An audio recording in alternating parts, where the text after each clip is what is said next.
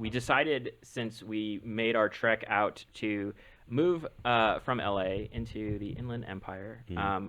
I have personally found that it was like the best move. We've Okay. been out here for like a year, and it's really interesting. I mean, there's definitely a changeover in culture that happens once you move out of LA Okay. and into this area, let's say. And I'm sure the same argument could be made when you're going up into the valley, and also when you're going down to like Orange County and things like that. But even just that, what happens is you see a lot of people that are grinding it into the industry in Mm. some form or another. And it could be the industry could be getting into the film industry or TV or entertainment, but they're also the tech industry and things like that. Right. There's just a lot of people that are transient that come out to LA, like us, like all of Mm. us. Granted, like I lived out here when I was in elementary school just for a couple of years. My dad's from Glendale. Okay. But I moved. Because of the military, right? No. Oh. I'll backtrack. So I originally born in Arizona, and then 2 months later we moved to Southeast Asia. Okay. So my dad was a helicopter pilot, and so all the best jobs were overseas. Mm. So, and my mom is from Indonesia. So living in Southeast Asia was kind of like the normal. That was like the thing. But my dad is from Glendale, and he grew up out here, and decided to join the army and all that. All that happened before me. So I lived in Singapore, Malaysia, Indonesia. Then I moved back here for a couple of years, went to school, and then we moved to Florida. Oh, I'm sorry, moved to Saudi Arabia, Wow. Okay. and I lived in Saudi Arabia in elementary school for 3 years. And my dad was flying helicopters from the smaller hospitals to. We lived Wow. in Riyadh, which is like the capital, and so I went to an international school there and did that for a few years. Came back to California, and then moved to Florida for a bit. Then I was competing in Wushu and in Chinese martial arts. Mm-hmm. You say professionally, as professionally as you can, because sponsorships were something that was a very very hard to get, because it's not out here in the States, it's not a big sport, but in Asia it's a big sport. So Okay. I did manage to get sponsored. And I was able to go to China a couple times and train with the Beijing team and all that. So I Wow. traveled. I thought I was going to go into Wushu professionally. Then I was like, that's not really a future that Yeah. I can see myself doing, because I wanted to tell bigger stories, yada yada. Um, Wushu, is that the one that Jet Li? hmm Okay. Yep. Yeah. So Wushu is just martial art in Mm. like in Chinese, but the idea is that there's Wushu makes up all of the Chinese martial arts. Okay. So there's different types of Wushu. There's also internal and external, what they call internal and external, like Taiji, Xingyi, Bagua. Those are like the Mm. internal arts. So you ever seen the So- movie The One? Oh, the Jet The Li Jet Li movie? one? Yeah. Okay. Okay. So yeah. that's actually probably the most the aesthetically the easiest way to explain internal versus external martial arts. Uh-huh. So there was two versions of him that wound up being the ones that they were fighting against. And actually, Right. a friend of mine was one of the stunt doubles, I guess, or the body doubles for him. And so he was doing a style called Bagua, which is an internal art, and it's a very like cyclical, based on like the 8 trigram. You move in circles and do Okay. all these like movements of like there's lots of cool history and stuff behind it.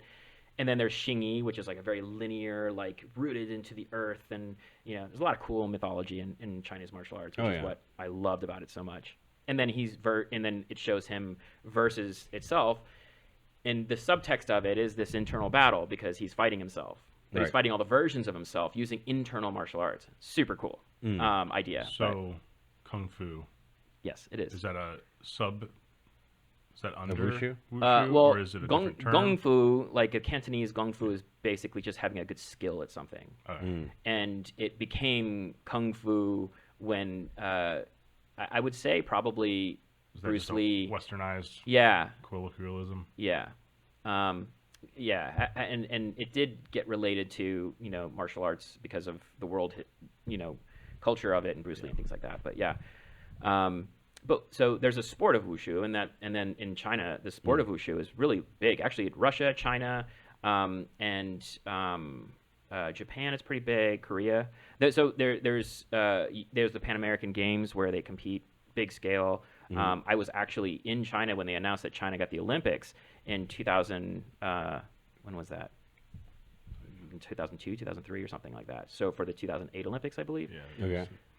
So I was there in Beijing. I have video footage of the whole thing. It was awesome. I was like, oh my gosh, Wushu is going to be in the Olympics. Maybe I'll be an Olympian. I can represent the U.S. team, and that's where I was heading. Okay. And so I was, drilling into figuring out that that's what I wanted to do to compete and all that. But then there was lots of things in the background that made it where Wushu was not introduced in the Olympics. Because if you think about every host country introduces a new sport.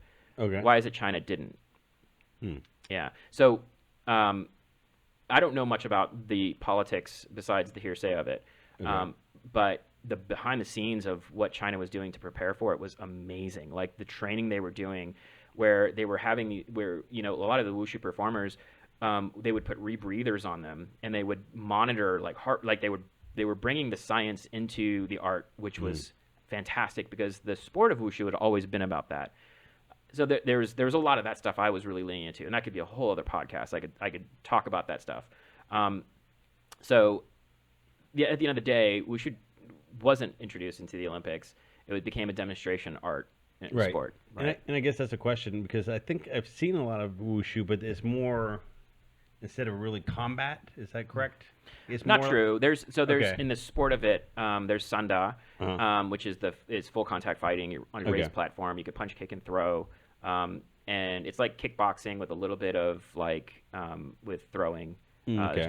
There's not a traditional like ground fighting aspect because once you throw, then it becomes almost like judo where you get points for it. You can throw people and kick people off Okay. a platform. Yeah. So that's kind of cool. And then there's taolu. Taolu is like the performance side of it. So you think of it as like a gymnastics floor routine. So you have to do a certain amount of things. You have to hit a certain corners, and there's a lot of structure behind Right. a lot of that. Sometimes it used to be where everybody would perform the same compulsory routine, and then you would get judged on all kinds of things. Right. But now they've changed it. It's been a few years that I've known. So now they've changed it to where you just have to hit a certain amount of things, and you can do your own routine and all that. Anyway. But so like in Wushu, like if you had an opponent, you more concerned about getting points, or you concerned about like taking them out, like Depends. knocking Two them out? different things. So the ones that I gravitated towards the performance art of it. Okay. The forms were like, to me it was like it's a performative art. Right. You're basically doing this display of telling a story about what a battle was looking like. Oh, okay. Based off of somebody's version, which is why you have things like drunken style, praying mantis. Like nobody's fighting like this, Yeah. and like I fought like a mantis. Uh-huh. Okay, but like what you can do is you're basically like dance. There's modern, there's ballet, there's Right. jazz. Like there's different aesthetic styles to a lot of those things, and that's what makes it super interesting because you're bringing the mythology back into martial arts. It Okay. becomes an art form. Yeah. I love that. I love the storytelling aspect of it, and it's incredibly physical and demanding. And they learn from everybody. Like when I was training at the Shircha High Sports School, which is like the main sports school in Beijing, they would bring in people, and like there was a whole group of capoeira guys they would bring in. So there was the whole capoeira team they would bring in, and then they would trade movements and things, and like, oh, we can incorporate that into this new thing. Right. It's cool, super cool. So yeah, I was massively into that for a bit, and also like thinking, oh, maybe I can be part of a stunt team, or didn't work out that way. I wanted to tell stories. I always Right. did want to tell stories, and so that just wound up being the through line of it. But long story short, I will. So fast forward, did martial arts for a lot of that time, but I was in Florida doing that and traveling a lot. And then I was in the military for a bit, so I lived in Italy for 3 years. I made a movie out there, and What did came you do back. in the military? I was a journalist. Oh, okay. Yeah, I guess we've never had this conversation. No. Super interesting. Yeah. Oh, so you are more like Tim Pool than Like Tim Pool. Yeah. We just need to get you a beanie, man. Yeah. You should cosplay as Tim Pool. Yeah.